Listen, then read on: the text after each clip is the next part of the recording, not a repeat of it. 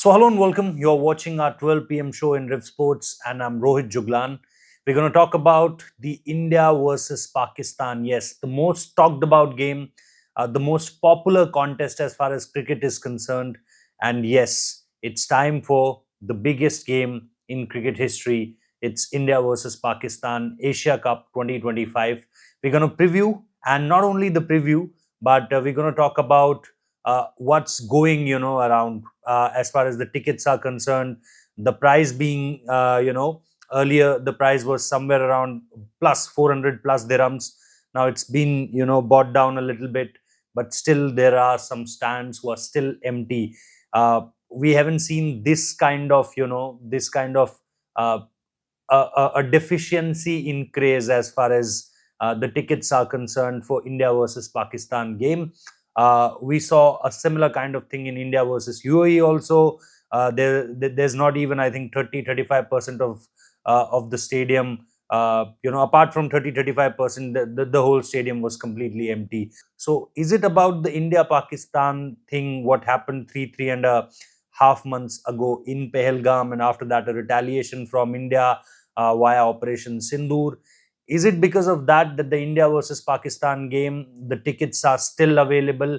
The tickets in whatever we know from the history, and I'm not talking about 10 years, 20 years ago. I'm just talking about the Champions Trophy kind of thing where the organizers open the ticket window for a, a couple of hours slot, and it will vanish in 10 minutes, 15 minutes, 20 minutes, max half an hour. And you always have that complaint that the site is being crashed. It's too much load as far as the uh, online site is being concerned. But what's happening this time around, we'll discuss also that. But we'll start, as I mentioned, that we'll start from the preview thing. I was there in the Mike Hesson press conference also. I asked him a couple of questions, and the way he answered not only my questions, but the way he answered the question, it was not typical Mike Hesson. It was a Mike Hesson who was saying things over the top, like a Sam Ayub. He was saying that he can he is your he is someone who is in top 10 rankings as far as that all-rounder ranking is concerned. I don't know where he's coming from, saying that Sam Ayub will be Sam Ayub is, and in top 10 ranking as far as the all-rounders are concerned. And then him saying again that Mohammad Nawaz is the top bowler in the world at this point of time, knowing that knowing about Kuldeep Yadavs and the Varun Chakravartis in the world, the way they are dominating at this point of time. That was pretty unusual from Mike Hesson. And let's start from Mike Hesson only, because uh, this is what he started with a loss in New Zealand. There's only one game they won there, and it was an incredible innings from Hassan Nawaz. If I'm not wrong, he scored 105 in 45 balls, and it looked like that he's doing well and he's the new find, because apart from that there was only ducks to talk about as far as Hassan Nawaz is concerned. So that one innings gave him a really good confidence, and not only him but for the team management also. And Mike Hesson was part of it. Apart from him, it was also the captain Salman Ali Agha. But losing a series in New Zealand, losing a series then in Bangladesh, that raises a lot of questions. Losing both of the series at the very start, Mike Hesson, and then he come back. Then he beat Bangladesh. Then he beat West Indies in West Indies, and after that, the fourth thing happened was a tri-series victory and two comfortable wins against UAE, two comfortable wins against Afghanistan, also including that final, and one lost against Afghanistan, which was the second game versus Afghanistan in the tri series. So, at this point of time, four series, where he lost two, he won two, and now the test, whatever he is doing, whatever, the transition phase, the calls he had taken, some very important calls. And there was a question also in the press conference yesterday that how he takes these bold calls means. And he, whenever you heard coaches telling about these kind of players. They don't say, they don't say, uh, eh, like they don't say in the media that, we know that their strike rates are low and where they are lacking. They don't say it that straight, but Mike Hesson said it very straight, and that's why the journalist said to him that how can you say means so bluntly. And he directly said that I'm coming from a place where there is no agenda behind me, saying about a Babar Azam or against Mohammad Rizwan. So my point is, whatever he has done till now, these are the testing times. This Asia Cup, obviously, they have a start, with Oman today, but there was no discussion, there was no questions around Oman as far as yesterday's press conference is concerned. The first question, bang on, India Pakistan.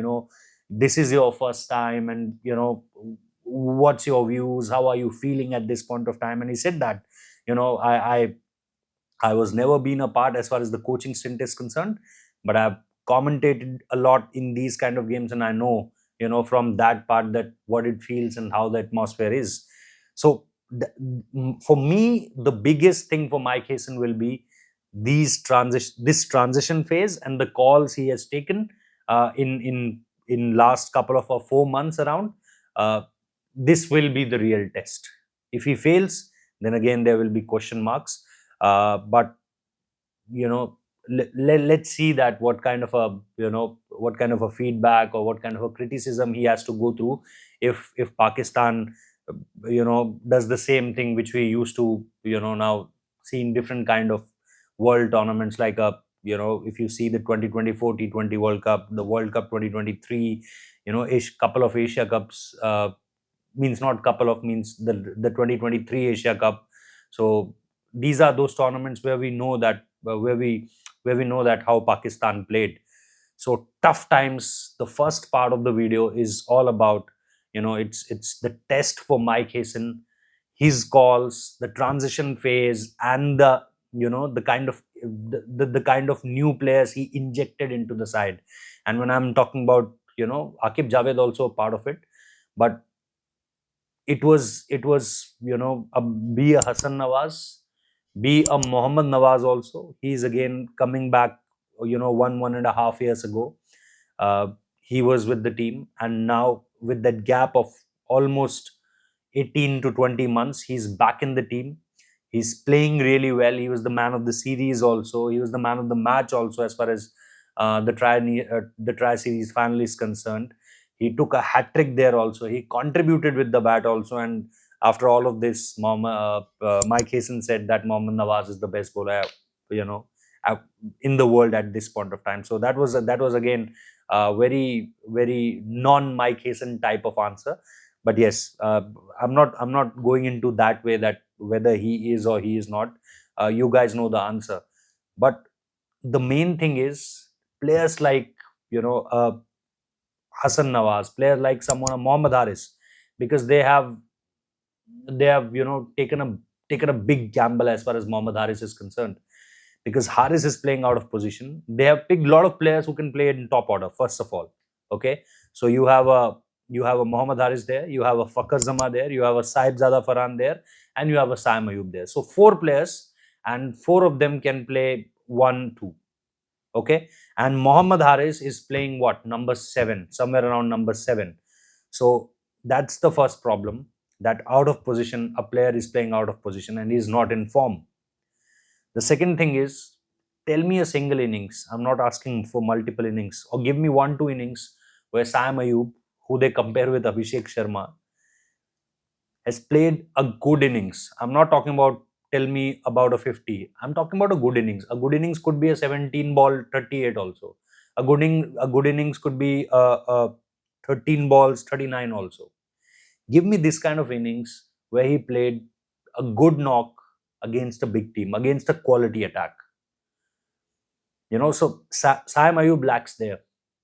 You can call that, yeah, he smashes well, he did really well. Look at a tri series. His run came against UAE only. There's no other game. There's no other performance. Whenever he was against Afghanistan, look at the final. can't able to score. And that's what the problem is. Saibzada Farhan coming from a good, consistent, batting, but as soon as he enters this territory, he was not able to score any kind of runs, and he was looking, completely, getting bamboozled by the spinners, by the even the fast bowlers, some quality fast bowlers. Look at that dismissal by Fazal Faruqi. So that gives you a lot of answers. So top order, and I'm only talking about one and two. Only one innings from Fakhar Zaman in this try series, and that's a wonderful innings. It was an under pressure innings. He scored some 70 odd runs, 70 not out, I think, if I'm not wrong. That was the only innings from Fakhar Zaman. The only player, or you can say Salman Ali Agha and Mohammad Nawaz, apart from that, beat Hassan Nawaz, beat Mohammad Haris, beat Fahim Ashraf, who they have a lot of trust in him. And when I'm saying trust, they are giving him a lot of games. He delivered in one game as far as bowling is concerned, but with the bat, he won't be able to contribute. As of now, he's not able to contribute anything, substantial, which we can talk about. That Fahim Ashraf Rana, he's not contributing with the bat. Mohammad Haris is not contributing with the bat. Hassan Nawaz is not contributing with the bat. Saibzada Farhan not contributing with the bat. Saim Ayub not contributing with the bat. Fakhar Zaman not contributing with the bat. There are only two players, Mohammad Nawaz and Salman Ali Agha. And I asked this question to Mike Hesson also, that your players are not able to, pick the spin from the hands. And there you have two qualities, bowlers who can, bowl, use their wrist. And Mike Hesson said to me that, we score over, 20 plus runs. But I was not asking him about the finals. I was asking him about the try series, the complete try series. Look at their performance against Ala Ghazanfar. Look at their performance against Noor Ahmed. And I'm not talking about only wrist spinners. I'm talking about them reading the ball with the hand, not after it pitches.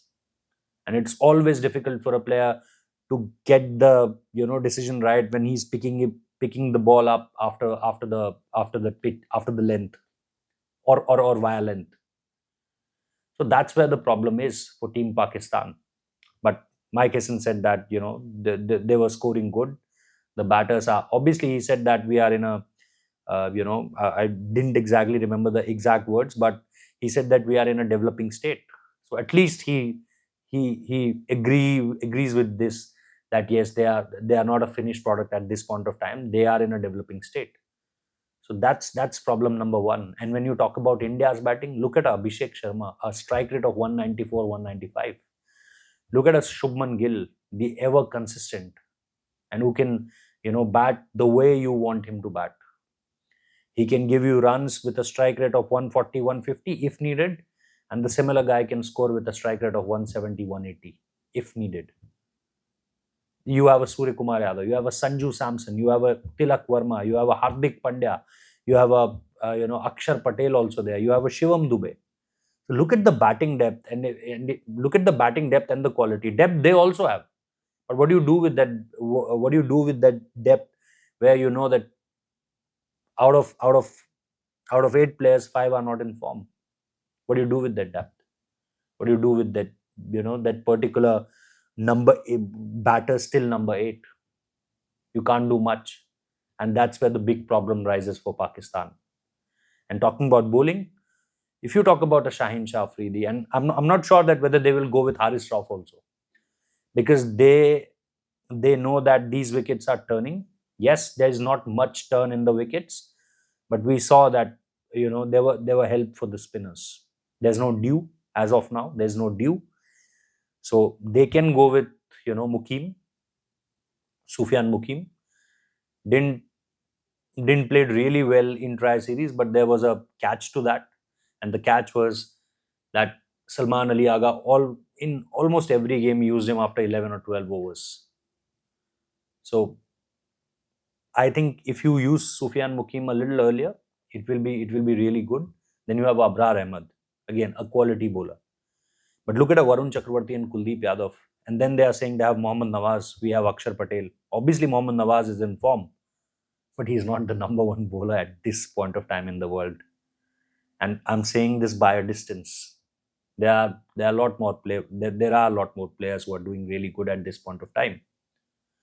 So you talk about Mohammad Nawaz, we have Akshar Patel. You talk about a Varun Chakravarti, we have a they have a Abrar Ahmed, and you talk about a Sufyan Mukim, we have a Kuldeep Yadav. More experienced, skill set wise, really good. They've played well. They've played the big games, the championship games, and they've delivered. Be it Akshar Patel, be it a Kuldeep Yadav. Look at Kuldeep Yadav, what he did against New Zealand in the Champion Trophy final. That Rachan Ravindra and Kane Williamson wicket. So the point is that if you see both the teams, if you see the batting lineup and the bowling lineup, they have a Shaheen Shah Afridi. You have a Jasprit Bumrah. No comparison at all. We all know where is Jasprit Bumrah and where is Shaheen Shah Afridi. So if you compare both the teams on paper, India is way, way, way ahead. But this is the trickier part in T20 competitions. That sometimes it gives you a lesson where you learn that, it's not always about who's doing good in papers. It's about execution. And look at the history. 2021 World Cup. Again, if you see the lineups, you'll say, India is damn favorite here. Look at that team. Rohit Sharma, KL Rahul, they were in form at that point of time. Look at a Virat Kohli there. Look at a Surya Kumar Yadav. Look at a Rishabh Pant, if I'm not wrong. Jasprit Bumrah was part of it. Mohammad Shami was part of it. Varun Chakravarti was part of it. So you have multiple combinations. You have a good batting, solid batting, but they beat us by 10 wickets. Look at that 2022 Asia Cup. I was here in 2022 Asia Cup also. We beat them in the very last over. There was a very popular gesture from Hardik Pandya where he said this to Ravindra Jadeja on the other end. And he won us the game. But look at the Super 4 game. We lost the game. And then in Melbourne again, it was a nail-biting finish by Virat Kohli. Look at New York. They took the wickets. We were not able to score much, but they lost the game. But that was again a tight competition. So in ODIs, we can say that we are clearly the favorites. But the nature of T20 cricket is so that even a weaker team can sometimes surprise you, and that's where the 2021 came up. The 2022 defeat came up. So if you see the last 5 competitions, T20 competitions between India and Pakistan, 2021 let's start from 2021. They won the first one, we won the second one, they won the third one, we won the fourth one and the fifth one. So it's 3-2 at this point of time. So it's not like that they are not giving us competition in the T20 cricket. And almost every game is a nail biter. Almost every game. So yeah, that's how it is. That's how it is, and that's my preview as far as this game is concerned. There's a lot to talk about. There are press conferences to be done at this point of time. There are practice sessions to be done, and that I told you in the morning video that it will be a practice session for India 5 to 8 local time, Dubai time. For you, it's 6:30 IST to 9:30 IST. So we will provide you all the details. The full team is here now. Shubhanda is also here. Boryada is also here. Gargi is also here. All of them are here. So we'll give you a grand coverage. We'll try to be, more precise. Try to be, do more as a team. And we'll see you later. Thank you so much. Take care. Bye-bye.